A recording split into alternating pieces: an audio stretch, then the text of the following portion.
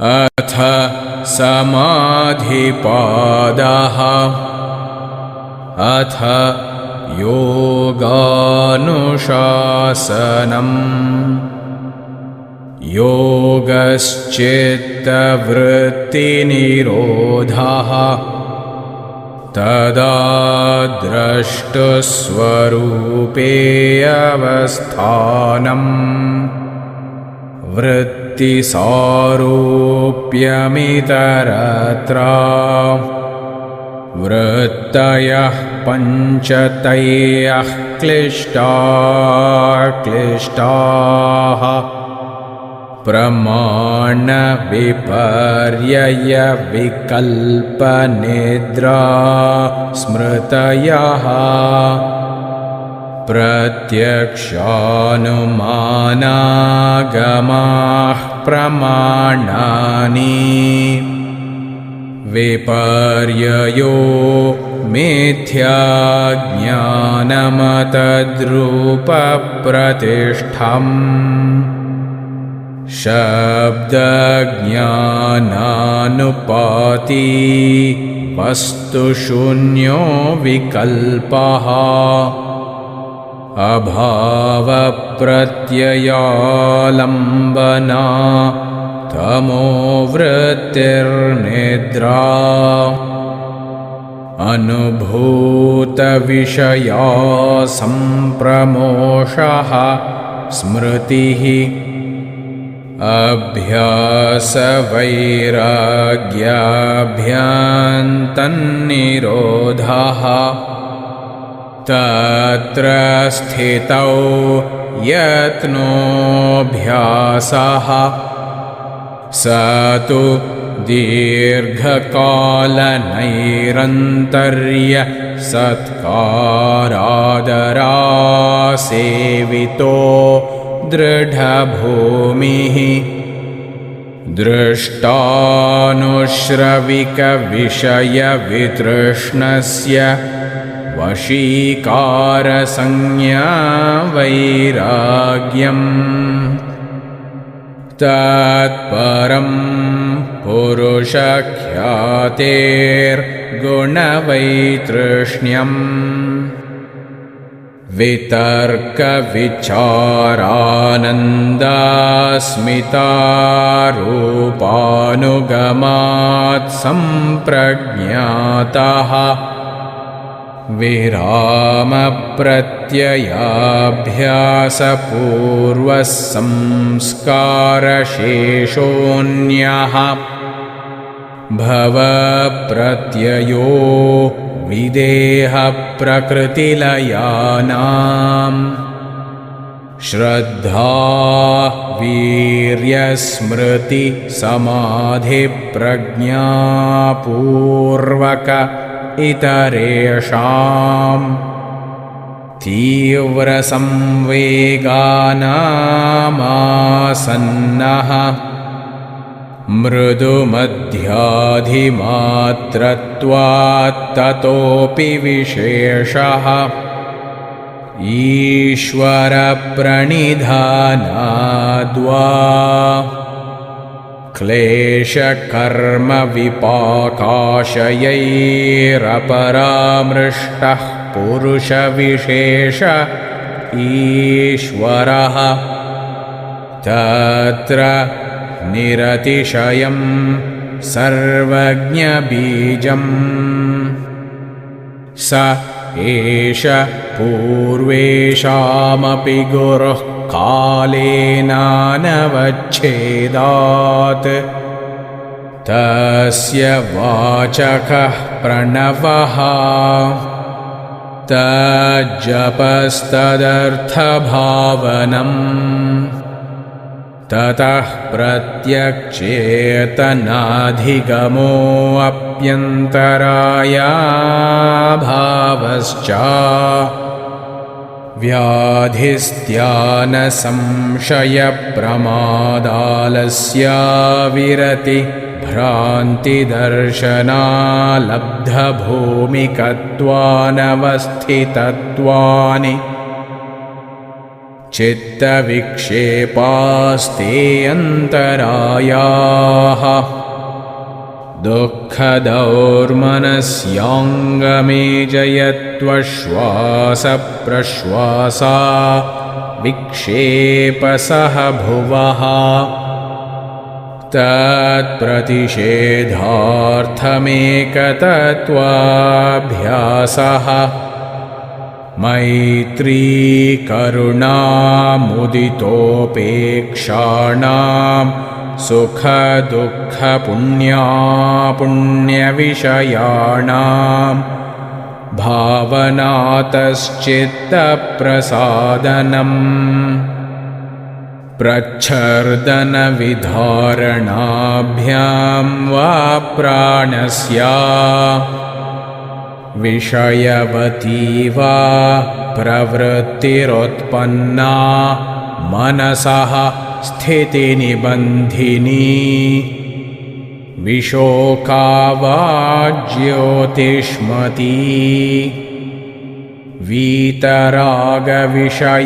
वा चित्तम् स्वप्ननिद्रा ज्ञानालम्बनं वा यथाभिमतध्यानाद्वा परमाणुपरममहत्त्वान्तोऽस्य वशीकारः क्षीणवृत्तेरभिजातस्येव मणेर्गृहीतृग्रहणग्राह्येषु तत्स्थ तदञ्जनता समापत्तिः तत्र शब्दार्थज्ञानविकल्पैः सङ्कीर्णा सवितर्का समापत्तिः स्मृतिपरिशुद्धौ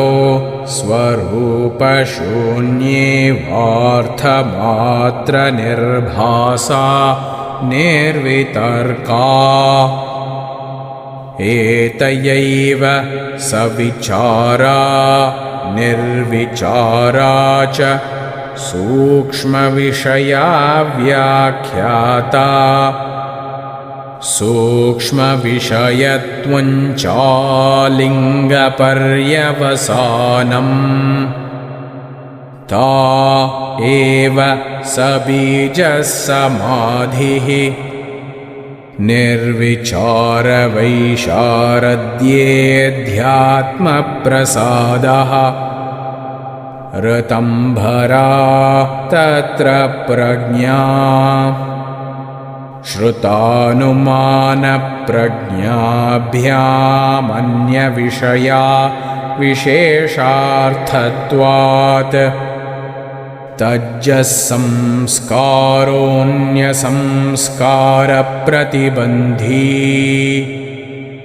तस्यापि निरोधे सर्वनिरोधान् द्रष्टुस्वरूपे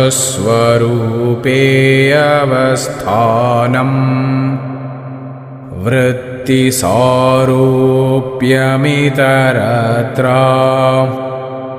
वृत्तयः पञ्चतयः क्लिष्टाः प्रमाणविपर्ययविकल्पनिद्रा स्मृतयः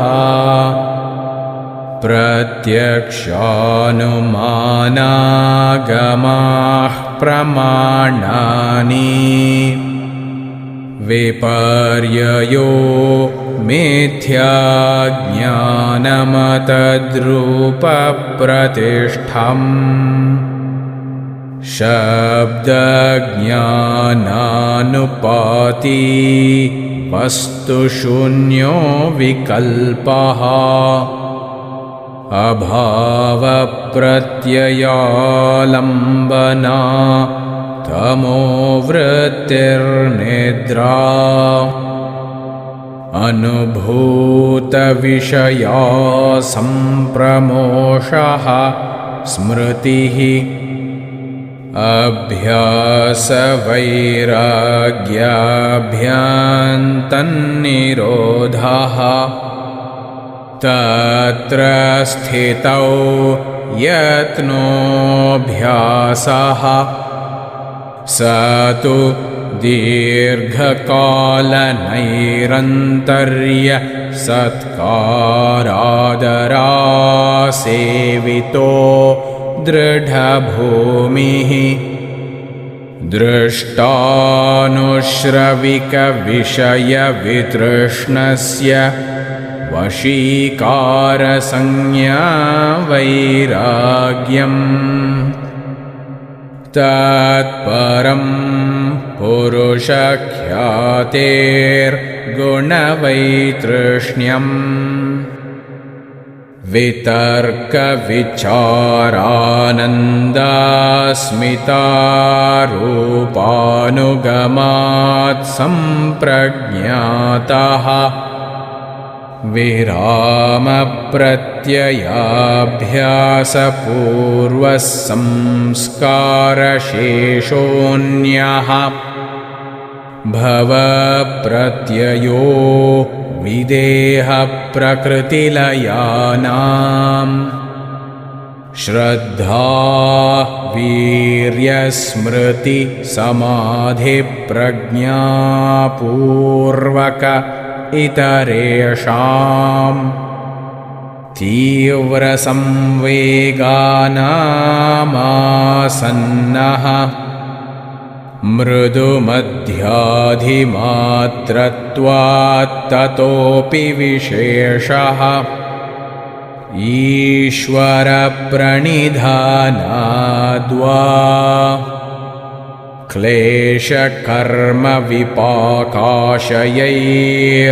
क्लेशकर्मविपाकाशयैरपरामृष्टः पुरुषविशेष ईश्वरः तत्र निरतिशयं सर्वज्ञबीजम् स एष पूर्वेषामपि गुरुः कालेनानवच्छेदात् तस्य वाचकः प्रणवः तज्जपस्तदर्थभावनम् ततः प्रत्यक्षेतनाधिगमोऽप्यन्तरायाभावश्च व्याधिस्त्यानसंशयप्रमादालस्याविरति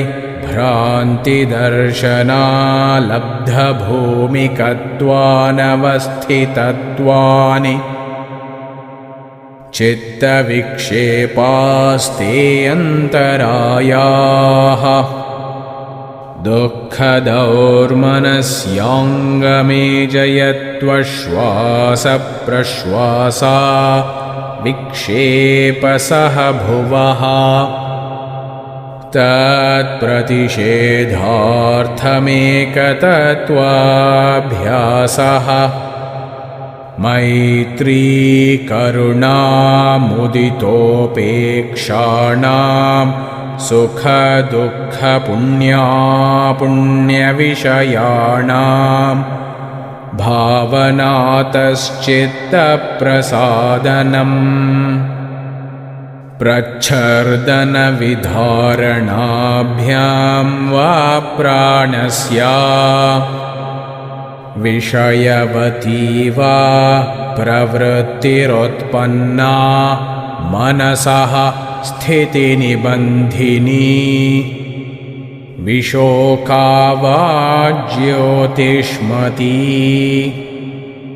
वीतरागविषयं वा चित्तम् स्वप्ननिद्रा ज्ञानालम्बनं वा यथाभिमतध्यानाद्वा परमाणुपरममहत्वान्तोऽस्य वशीकारः क्षीणवृत्तेरभिजातस्येव मणेर्गृहीतृग्रहणग्राह्येषु तत्स्थ तदञ्जनता समापत्तिः तत्र शब्दार्थज्ञानविकल्पैः सङ्कीर्णा सवितर्का समापत्तिः स्मृतिपरिशुद्धौ स्वरूपशून्ये वार्थमात्रनिर्भासा निर्वितर्का एतयैव सविचारा निर्विचारा च सूक्ष्मविषया व्याख्याता सूक्ष्मविषयत्वञ्चालिङ्गपर्यवसानम् ता एव सबीजसमाधिः निर्विचारवैशारद्येऽध्यात्मप्रसादः ऋतम्भरा तत्र प्रज्ञा श्रुतानुमानप्रज्ञाभ्यामन्यविषया विशेषार्थत्वात् तज्जसंस्कारोऽन्यसंस्कारप्रतिबन्धी तस्यापि निरोधे सर्वनिरोधान् अथ समाधिपादः अथ योगानुशासनम्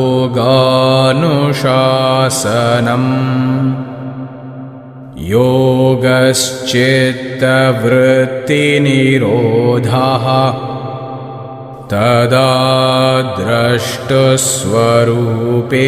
अवस्थानम् वृत्तिसारूप्यमितरत्र वृत्तयः पञ्चतयः क्लिष्टाः प्रमाणविपर्ययविकल्पनिद्रा स्मृतयः प्रत्यक्षानुमानागमाः प्रमाणानि विपर्ययो मिथ्याज्ञानमतद्रूपप्रतिष्ठम् शब्दज्ञानानुपाती वस्तुशून्यो विकल्पः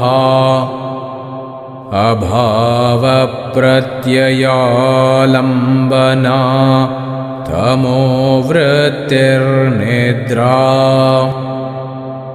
अनुभूतविषया सम्प्रमोषः स्मृतिः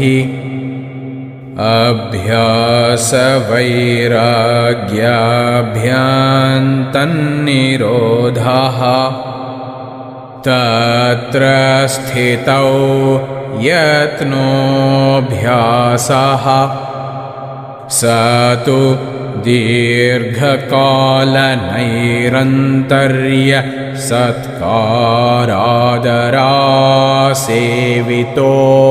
दृढभूमिः दृष्टानुश्रविकविषयवितृष्णस्य वशीकारसंज्ञा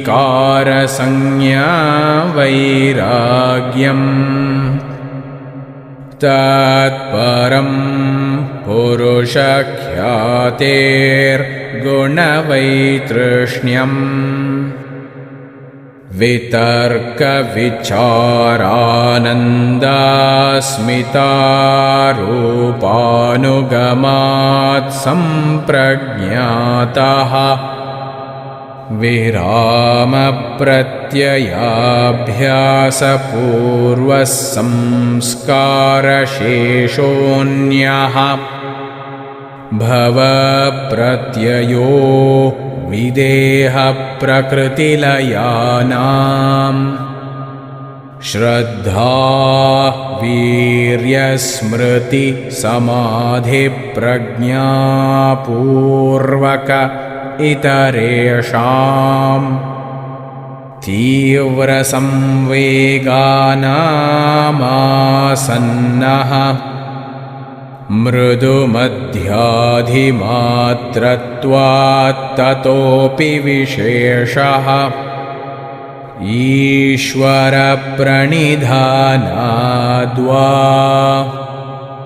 क्लेशकर्मविपाकाशयैरपरामृष्टः पुरुषविशेष ईश्वरः तत्र निरतिशयं सर्वज्ञबीजम् स एष पूर्वेषामपि गुरुः कालेनानवच्छेदात् तस्य वाचकः प्रणवः तज्जपस्तदर्थभावनम् ततः प्रत्यक्षेतनाधिगमोऽप्यन्तरायाभावश्च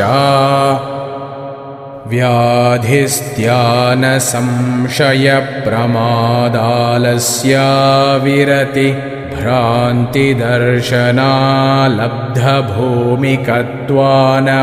भ्रान्तिदर्शनालब्धभूमिकत्वानवस्थितत्वानि चित्तविक्षेपास्ते अन्तरायाः दुःखदौर्मनस्याङ्गमेजयत्वश्वासप्रश्वासा विक्षेपसः भुवः तत्प्रतिषेधार्थमेकतत्त्वाभ्यासः मैत्री करुणामुदितोपेक्षाणां सुखदुःखपुण्यापुण्यविषयाणां भावनातश्चित्तप्रसादनम् प्रच्छर्दनविधारणाभ्यां वा प्राणस्य विषयवती वा प्रवृत्तिरुत्पन्ना मनसः स्थितिनिबन्धिनी विशोका वा ज्योतिष्मती वीतरागविषयं वा चित्तम् स्वप्ननिद्रा ज्ञानालम्बनं वा यथाभिमतध्यानाद्वा परमाणुपरममहत्वान्तोऽस्य वशीकारः क्षीणवृत्तेरभिजातस्येव मणेर्गृहीतृग्रहणग्राह्येषु तत्स्थ तदञ्जनता समापत्तिः तत्र शब्दार्थज्ञानविकल्पैः सङ्कीर्णा सवितर्का समापत्तिः स्मृतिपरिशुद्धौ स्वरूपशून्येवार्थमात्रनिर्भासा निर्वितर्का एतयैव सविचारा निर्विचारा च सूक्ष्मविषया व्याख्याता सूक्ष्मविषयत्वञ्चालिङ्गपर्यवसानम् ता एव सबीजसमाधिः निर्विचारवैशारद्येऽध्यात्मप्रसादः ऋतम्भरा तत्र प्रज्ञा श्रुतानुमानप्रज्ञाभ्यामन्यविषया विशेषार्थत्वात् तज्जसंस्कारोऽन्यसंस्कारप्रतिबन्धी तस्यापि निरोधे सर्वनि अथ समाधिपादः अथ योगानुशासनम्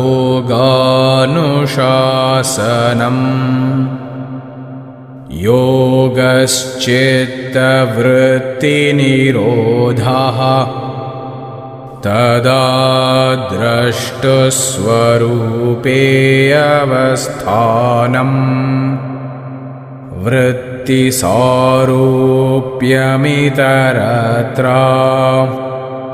वृत्तयः पञ्चतयः क्लिष्टाः प्रमाणविपर्ययविकल्पनिद्रा स्मृतयः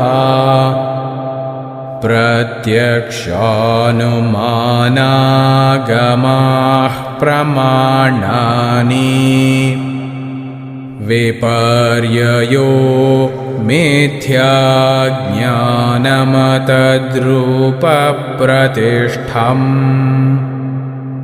शब्दज्ञानानुपाती वस्तुशून्यो विकल्पः।